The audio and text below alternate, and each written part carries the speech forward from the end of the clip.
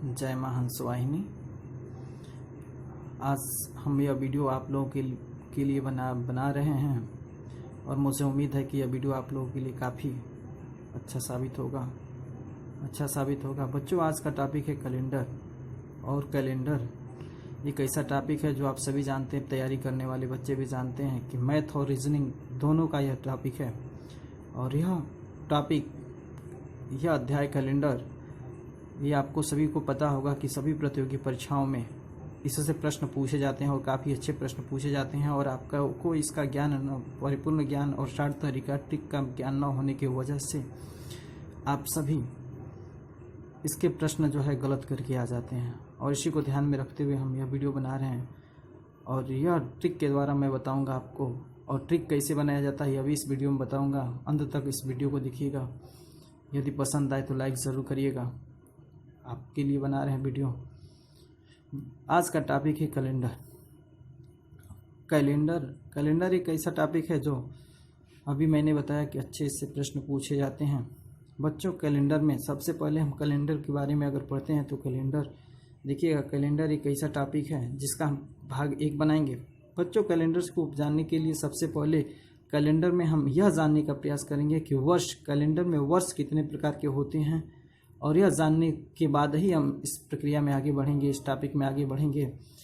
वर्ष के प्रकार, सबसे पहले हम जानेंगे कि वर्ष के प्रकार, वर्ष कितने प्रकार के होते हैं। तो बच्चों, मैं आपको बता दूं कि वर्ष 2 प्रकार के होते हैं। एक सामान्य वर्ष होता है, दूसरा लीप वर्ष, जिसे हम अधिवर्ष के नाम से भी जानते हैं। पहला फिर से रिपीट कर रहा हूँ, पहला है सामान्य वर्ष और दूसरा है लीप वर्ष, जिसे हम अधिवर्ष के नाम से भी जानते हैं। अगर सामान्य वर्ष के बारे में अगर हम जानें तो सामान्य वर्ष, बच्चों, सामान्य वर्ष होता है क्या? तो सामान्य वर्ष में फरवरी 28 दिन की होती है और इसमें दिनों की संख्या 365 होती है। सामान्य वर्ष में फरवरी 28 दिन की होती है और इसमें दिनों की संख्या 365 दिन होती है। यानी आपसे प्रश्न पूछा जाए कि सामान्य वर्ष में फरवरी कितने दिन की होती है, तो आप बताएंगे कि फरवरी 28 दिन की होती है और इसमें दिनों की संख्या 365 दिन होता है। दूसरा है लीप वर्ष। लीप वर्ष के बारे में आप सभी जानते हैं कि लीप वर्ष में फरवरी जो है 29 दिन की होती है। लीप वर्ष में फरवरी 29 दिन की होती है और इसमें दिनों की संख्या 366 होती है। यानी हम आपसे पूछते हैं कि लीप वर्ष में दिनों की संख्या कितनी होती है, तो आप 366 बताएंगे। और लीप वर्ष में फरवरी कितने दिन की होती है, तो 29 दिन की।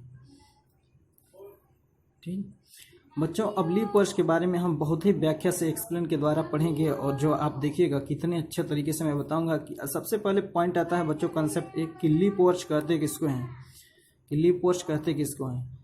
यदि किसी वर्ष के अंतिम 2 अंक कोई वर्ष हो और यदि उसके अंतिम 2 अंक 4 से पूर्णतः विभाजित हों, यानी 4 से पूर्णतः विभाजित हों, तो ऐसा वर्ष लीप वर्ष कहलाता है।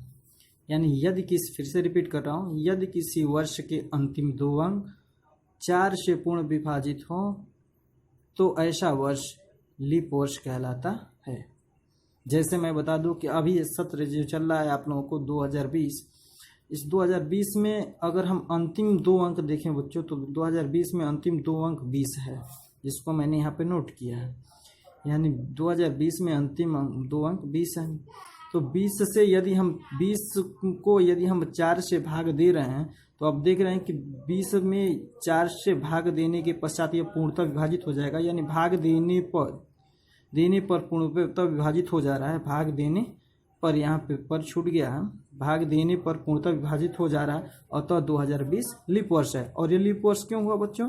क्योंकि अंतिम 2 अंकों को हमने 4 से विभाजित किया तो यह पूर्णतः विभाजित हो गया। और विभाजित जब हो गया तो यह लीप वर्ष होगा। आइए फिर अगला क्वेश्चन उठाते हैं। 2018, अगर हम आप लोगों से पूछे कि 2018 में अंतिम 2 अंक क्या है, तो 18। यानी 2018 में अंतिम 2 अंक क्या है, 18। अब 18 को हम किससे भाग देंगे? 4 से। क्यों 4 से भाग देंगे बच्चों? तो 4 से भाग इसलिए देंगे क्योंकि यह चेक करेंगे कि 2018 जो है लीप वर्ष है या नहीं है। 2018 लीप वर्ष है या नहीं है। तो बच्चों, 2018 के अंतिम 2 अंक उठाए और 4 से विभाजित करने के पश्चात, यानी 4 से हम भाग दे रहे हैं, तो देख रहे हैं कि यह पूर्णतः विभाजित नहीं होता है। और जब यह पूर्णतः विभाजित नहीं होगा तो हमने बताया था कि जब अंतिम 2 अंक पूर्णतः विभाजित नहीं होते हैं तो वह सत्र जो होता है लीप वर्ष नहीं होता है। अर्थात यह 2018 लीप वर्ष नहीं है। बच्चों उसी प्रकार तीसरा एक एग्जाम्पल लेते हैं 1976। पूछा जाए कि क्या 1976 लीप वर्ष है या नहीं है, तो आप लीप 1976 के 2 अंकों को उठाएंगे, अंतिम 2 अंक 76 यानी 76 है, और 76 को 4 से भाग देने पर आप देखेंगे कि पूर्णतः विभाजित है, अतः 1976 लीप वर्ष है। आप कहेंगे अतः 1976 लीप वर्ष है। आइए देखिए बच्चों, लीप वर्ष को भी हम लीप वर्ष में भी प्रश्न 2 प्रकार के आते हैं, जैसे हम अभी आप लोगों को बताएंगे एक प्रश्न के मार्फत से। बच्चों अगर क्वेश्चन आपके एग्जाम में आ जाए, आपकी किसी परीक्षा में अगर प्रश्न आ जाए कि एक व्यक्ति का जन्म 29 फरवरी 1896 को हुआ है, एक व्यक्ति का जन्म 29 फरवरी 1896 को हुआ है, तब वह व्यक्ति अपना अगला जन्मदिन कब मनाएगा। यदि आपके प्रश्न में, आपके पेपर में ऐसा प्रश्न आ जाए कि एक व्यक्ति का जन्म 29 फरवरी 1896 को हुआ है, तब वह व्यक्ति अपना अगला जन्मदिन कब मनाएगा। साधारणतः आप जानते हैं बच्चों कि 4 वर्ष के बाद, आप सबको पता होगा कि 4 वर्ष के पश्चात लीप वर्ष आता है, यानी कि 4 वर्ष जोड़ते जाते हैं तो वह लीप वर्ष आता है।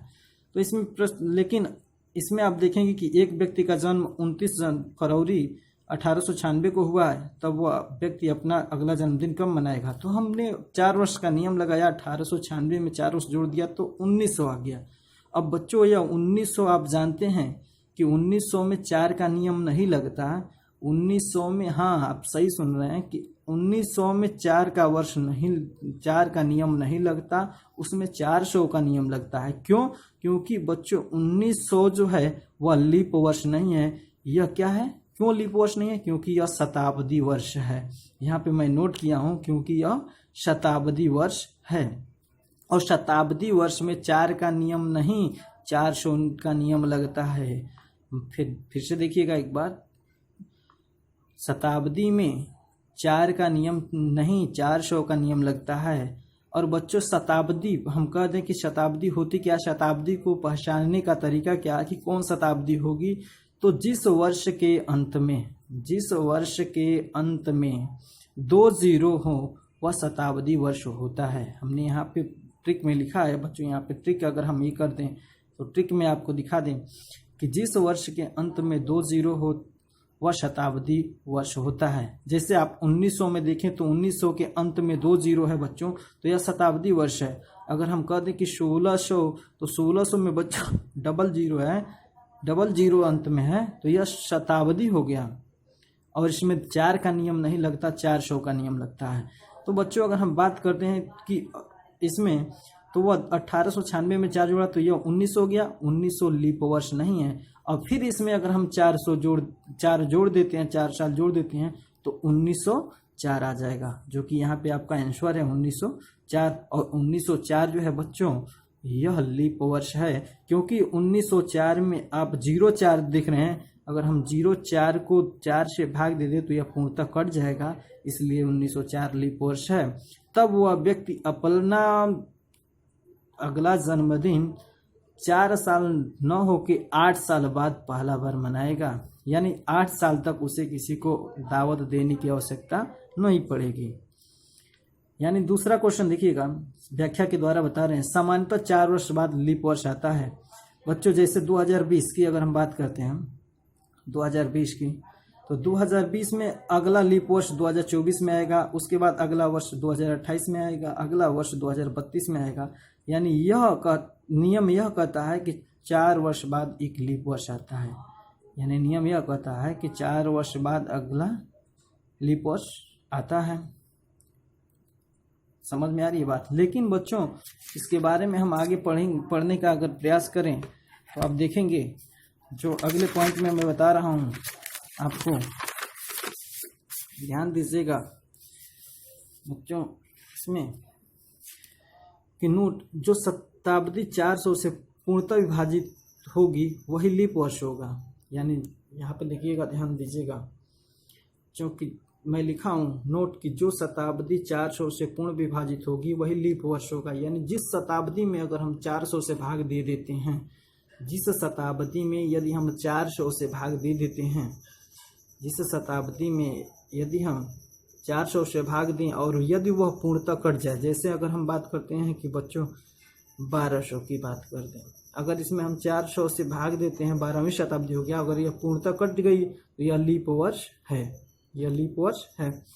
जैसा कि देखिए इसी में, इसलिए मैं लिखा हूं कि जो शताब्दी 400 से पूर्णतः विभाजित होगी, जो शताब्दी 400 से पूर्णतः विभाजित होगी वही लीप वर्ष होगा, वही लीप वर्ष होगा। जैसे हम एक प्रश्न दे रहे हैं और प्रश्न को आप देख कर बताइएगा कि कौन सा लीप वर्ष है और कौन सा लीप वर्ष नहीं है।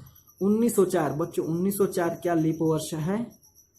हाँ, यह लीप वर्ष है। कैसे चेक करेंगे? क्योंकि अंतिम इसमें 4 का नियम लगेगा बच्चों, क्योंकि इसके अंत में 00 नहीं है, यह इसलिए यह इसके अंत में 1900 में 00 होता तो यह शताब्दी होती है और इसमें तब 400 का नियम लगता।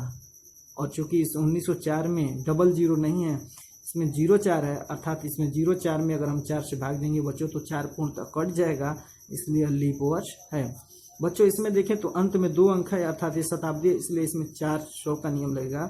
और 400 से अगर हम 400 इसमें से 400 से भाग दें तो बच्चों यह पूर्णतः कट जाएगा, इसलिए यह लीप वर्ष है।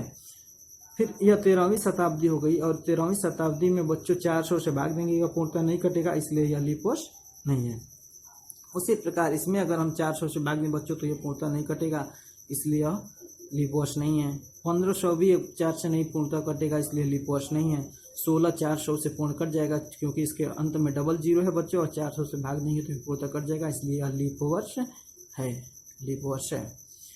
उसी प्रकार बच्चों 1780 में 4 का भाग लगेगा, आपको पता है 4 से जब इसमें भाग देंगे तो यह पूर्णतः कट जाएगा, इसलिए 1780 लीप वर्ष है।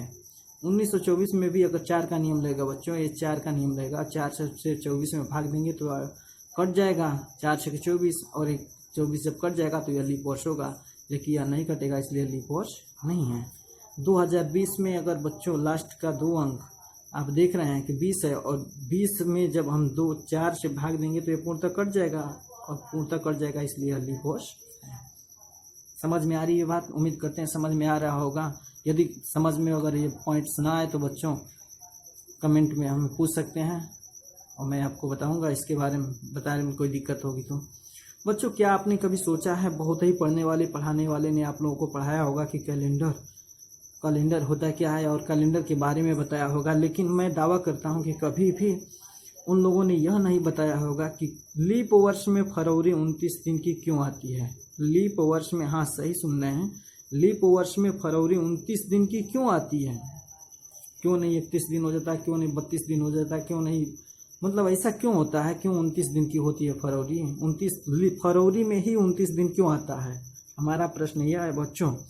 तो आप सबसे पहले, इसको मैं बताने से पहले आपको एक बता दूं कि बहुत ही गौर से इसे देखिएगा, मैं बहुत ही अच्छे तरीके से बताने वाला हूं, बहुत ही हर एक क्वेश्चन को मैं बहुत ही क्लियर से और एकदम बिल्कुल आसान तरीके से बताऊंगा, जो आपको काफ़ी समझ में आएगा, उम्मीद करता हूं। ध्यान दीजिएगा बच्चों, लीप वर्ष में फरवरी 29 दिन की क्यों आती है, हम लिखे हैं बच्चों, जो अब मैं बताना चाहता हूं उसको नोट किया हूं, क्योंकि बच्चों इसमें आपको नोट्स बनाने में काफ़ी आसानी होगी, और नोट्स बनाने में काफ़ी आसानी होगी जिससे आपको कोई परेशानी का सामना नहीं करना पड़ेगा।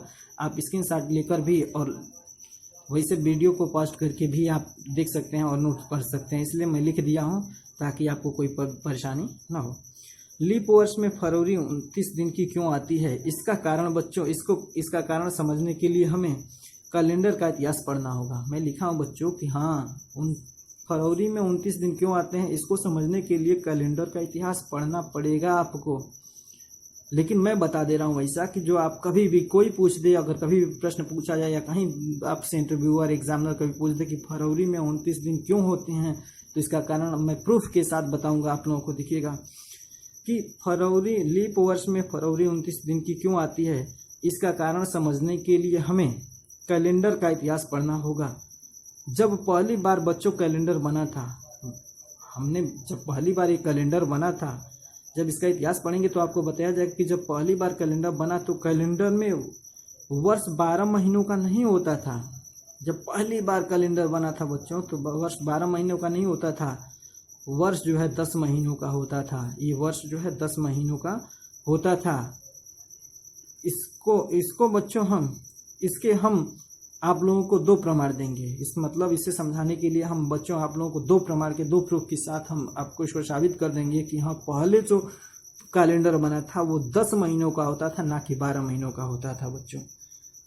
देखिए कैसे, क्योंकि आप सभी पहला प्रमाण नंबर फर्स्ट में मैं बताऊंगा कि आप सभी विज्ञान पढ़े ही होंगे। आप सभी जो है विज्ञान पढ़े ही होंगे बच्चों। जब विज्ञान पढ़े होंगे तो आपको ये भी पता होगा कि विज्ञान में जब आपने एक टॉपिक पढ़ा होगा जिसमें आक्टा का मतलब होता था 8, सेप्टा का मतलब होता था 7, और नैनो का मतलब होता था 9, और डेका का मतलब होता था 10। डेका का मतलब होता था 10। बच्चों आप जब इसके बारे में पढ़े होंगे तो आपको इसका मतलब ये होता था कि सेप्टा का मतलब 7, अर्थात सितंबर जो था वो 7वां महीना था। हाँ, सही सुन रहे हैं आप कि सेप्टा का मतलब 7, अर्थात रोमन नंबर की आपको जानकारी होगी। तो रोमन नंबर अब आप पढ़े होंगे इस कभी भी, या कभी आप जानते होंगे, तो उसके बारे में मैं बता दूं कि सेप्टा 7 यानी सितंबर जो है 7वां महीना होता था। आक्टा 8 का मतलब बच्चों अक्टूबर जो है 8वां महीना होता था, और नैनो का मतलब 9, अर्थात नवंबर 9वां महीना होता था। और दिसंबर जो आप डेका देख रहे हैं 10, यह दिसंबर होता था, और दिसंबर 10वां महीना होता था।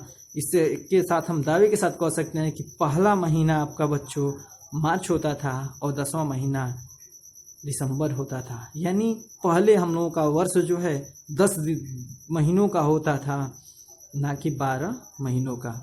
जी हाँ, इसके बाद प्रमाण नंबर 2 मैं आपको बताता हूँ कि बच्चों आपको पता होगा कि प्राचीन काल में जितना प्रभुत्व भारत का था उतना किसी और देश का नहीं था। पहले मैं बता दूं कि आपको पता होगा कि प्राचीन काल में जितना प्रभुत्व भारत का था उतना प्रभुत्व किसी और देश का नहीं था। इसलिए हम भारतवासी नया साल मार्च में मनाते थे। बच्चों आप जानते होंगे कि नया साल सबको पता होगा कि जनवरी में मनाते हैं, तो ऐसा नहीं है। पहले से ही हम भारतवासी जो है नया साल मार्च में मनाते थे। उसी तरह पूरे पृथ्वीवासी मार्च में नया साल मनाते थे या मनाते हैं बच्चों। इसके बाद धीरे धीरे जो 16वीं शताब्दी में कैलेंडर बनाने वालों ने को लगा कि जब 16वीं शताब्दी आई तो 16वीं शताब्दी में कैलेंडर बनाने वालों को लगा कि 59 दिन का हेरफेर हो रहा है। यानी कि जो लीप वर्ष 366 दिन का होता है और सामान्य वर्ष जो होता है 365 दिन का होता है, उसमें 59 दिन का हेरफेर पड़ रहा था 10 महीनों का वर्ष मनाने के बाद। तो बच्चों इसलिए उन्होंने इन दोनों से 2 नए महीने बनाए, जिससे 11वां महीना जनवरी बना तथा 12वां महीना फरवरी बना। बच्चों हाँ, सही आप सुन रहे हैं कि आपका फरवरी जो है दूसरा महीना नहीं होता था, 12वां महीना है। फरवरी जो है आपका 12वां महीना है, और जनवरी जो है 11वां महीना होता था, ना कि पहला महीना होता था। आप देख रहे हैं यहाँ पे कि 11वां महीना जनवरी होता था, 12वां महीना फरवरी होता था, बना था। लेकिन जब फिर इसके पश्चात आधुनिक कैलेंडर का निर्माण हुआ 14वीं शताब्दी में। तो 14वीं शताब्दी में जब कैलेंडर का निर्माण हुआ आधुनिक में, तो बच्चों निर्माण होने के पश्चात जिसमें इनको लगा कि गणित सही होगा, यदि ये गणित तब सही होगा यदि इन 2 महीनों को आगे जोड़ दें। यदि गणित इनकी तब सही होगी जब इन दोनों महीनों को आगे जोड़ दें। इसलिए बच्चों यह दोनों महीने जो है जनवरी को आगे कर दिया गया, फरवरी को ये कर दिया गया। तब जाकर जो है जनवरी पहला महीना बना और फरवरी दूसरा महीना बना। तब जाकर इसमें टोटल महीनों की संख्या 12 हुई, 12 महीने हो गए। और 12 महीने के पश्चात आपको तब टोटल महीनों की संख्या 12 महीने हो गए। और इसके पश्चात जब 59 दिन में से 31 दिन निकाल देने के पश्चात जनवरी महीना कंप्लीट हुआ, तो जो बचा वह फरवरी में डाल दिया गया। इसलिए बच्चों फरवरी में जो 29 दिन होता है, जो 6 घंटे का जो आवर होता है, वह मिलने के पश्चात जब 4 साल बाद 24 घंटा हो जाता है, इसलिए फरवरी में ही जोड़ा जाता है और फरवरी में ही घटाया जाता है। अर्थात तब जाकर फरवरी में बच्चों जो हर एक वर्ष में 6 घंटा, आपको पता होगा कि 365 दिन 6 घंटे होते हैं। तो ये 4 साल बाद जो है 6 घंटा मिलकर 6 घंटा और 6 घंटा 6 घंटा मिलकर 24 घंटा होता है, तब एक दिन का निर्माण होता है, इसलिए एक दिन अतिरिक्त होता है। तो ये 28 दिन जो फरवरी होती थी उसमें एक दिन और जुड़ जाता है, तब जाकर यह 29 दिन होता है। इसमें ही हम जोड़ते हैं और इसी में घटा सकते हैं, इसलिए फरवरी माह जो है आपका 29 दिन का होता है। उम्मीद करते हैं आपको काफ़ी समझ में आया होगा। यदि समझ में आया हो बच्चों, इसके पहले आप कभी भी इसके बारे में नहीं जाने होंगे, उम्मीद करता हूँ समझ में आया होगा। तो इसे लाइक और शेयर जरूर करिएगा, कमेंट करिएगा। बच्चों अगला कंसेप्ट मैं बताने वाला हूँ कि विषम दिनों की संख्या। बच्चों हम किसी वर्ष में विषम दिन कैसे निकालते हैं या विषम दिन होता क्या है, कभी प्रश्न आपके सामने आ सकता है। और इसलिए मैं आप लोगों से प्रश्न पूछता हूँ जो आपको कभी इसके बारे में नहीं जानते होंगे, वो मैं आपको बता रहा हूँ कि विषम दिनों की संख्या, number of odd days. Number of odd days होता क्या, तो वर्ष के ऐसे दिन जो अपना पूरा सप्ताह, वर्ष के ऐसे दिन जो अपना पूरा सप्ताह नहीं बना पाते हैं, विषम दिन कहलाते हैं। बात समझ में आ रही है? अगर आपको आ रही होगी तो कमेंट जरूर करिएगा।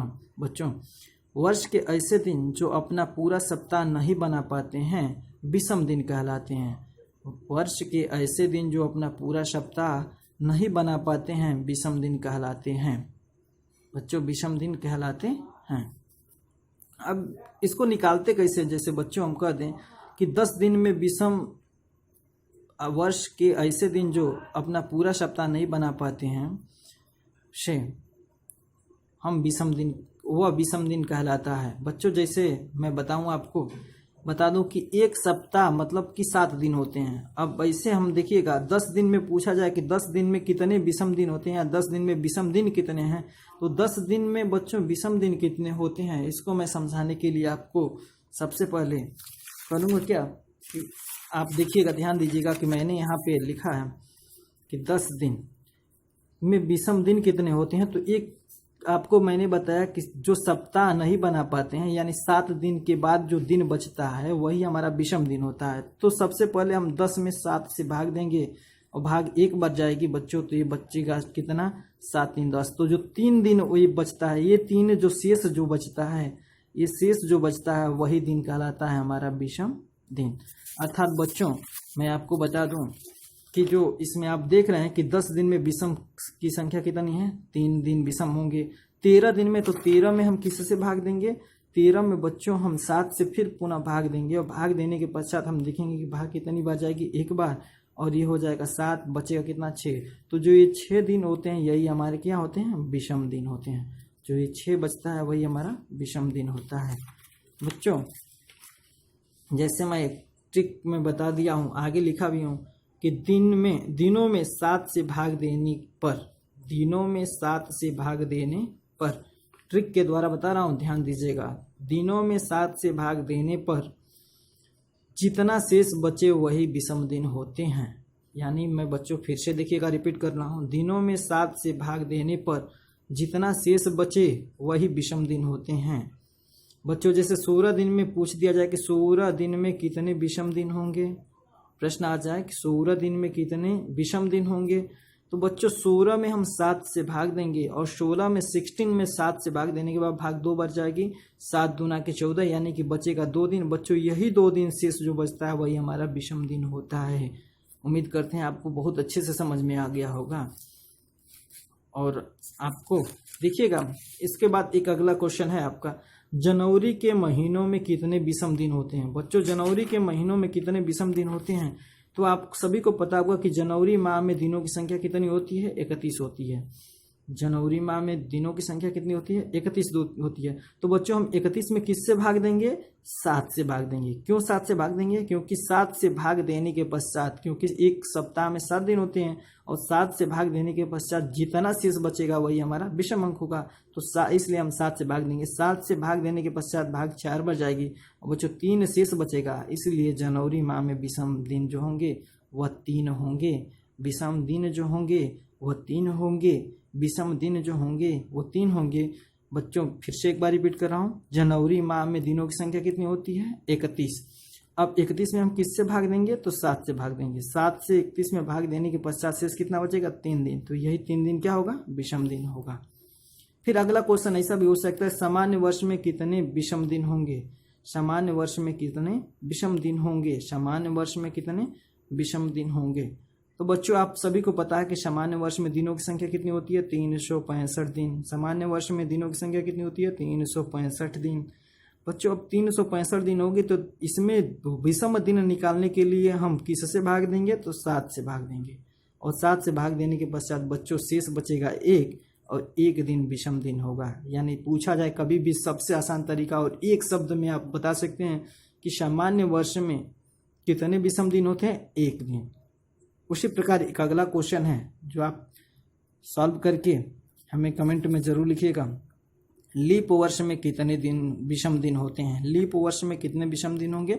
ट्रिक मैं बता दूं बच्चों, 366 दिन होंगे इस लीप वर्ष में, और 366 में कितने से भाग देना? 7 से। 7 से भाग देने के पश्चात जो आएगा वही शेष बचेगा, वही विषम दिन होगा। कभी कभार हम एक अपनी तरफ से प्रश्न बना रहे हैं बच्चों, जो आपको काफ़ी पसंद आएगा। मैं उम्मीद करता हूँ कि आप ध्यान से देखकर इसका आंसर बता सकते हैं। लेकिन मैं लिखा, हमने एक देश खोजा। हमने एक देश खोजा, भाई मैथ है, मैथ में हम कुछ भी कर सकते हैं। हमने एक देश खोजा जहां वर्ष 1300 दिनों का तथा सप्ताह 11 दिनों का होता है। हमने बच्चों